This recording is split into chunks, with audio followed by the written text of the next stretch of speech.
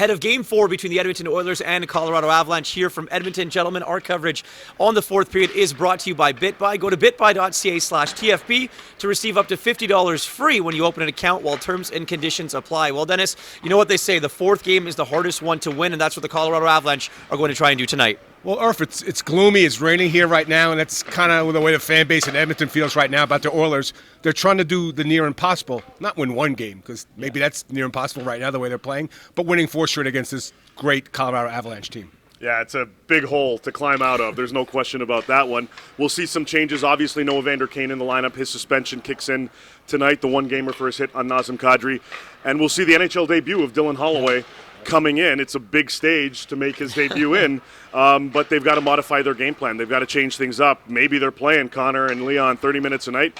We'll see. It's do or die time for the Edmonton Oilers, and yes, they are going to make some adjustments, but I believe we'll talk about some other changes that need to happen here for the Edmonton Oilers if they want to get back into this series. Well, when you look at from an Edmonton Oilers perspective, it's desperate times call for desperate measures. So if you're Jay Woodcroft, what do you do? Well, I think you play Connor and Leon as much as they humanly can stand. But I think he has to go back to the 2 things that made this team successful when they first came on board. Number one, they're not getting a lot of offense. They have to activate their defense to get more offense because they got shut out in Game 3, 2 goals in Game 4. Activate the D, and I think on defense, they've got to bring the 3 guys back. Off the rush, it's been killing them. So to me, activate your D, but bring 3 guys back to check against the Avalanche off the rush.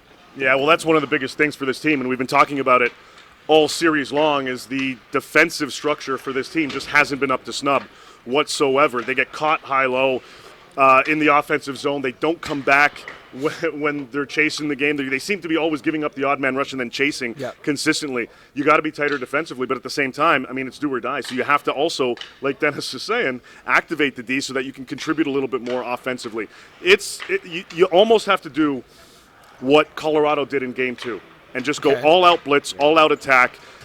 Your life depends on it. Your season depends on it. You got to do something. All right, now for the other team, the Colorado Avalanche, like we just mentioned, the fourth one is the hardest one to win. But when you look at their team, Dennis, top to bottom, I mean, this team is almost perfect. Yeah, if I'm Jared Bednar, just keep doing what you did in the first 3 games. Win the puck possession battle, get enough saves from your goaltender, and get timely scoring. Look, the game-winning goal, the kid who scored the goal was looking behind. JT Comfort was looking behind Smith. He didn't even know the puck was in the net. So to me, I think that you play a typical Colorado Avalanche road game. Be opportunistic on offense and don't give up a lot on defense.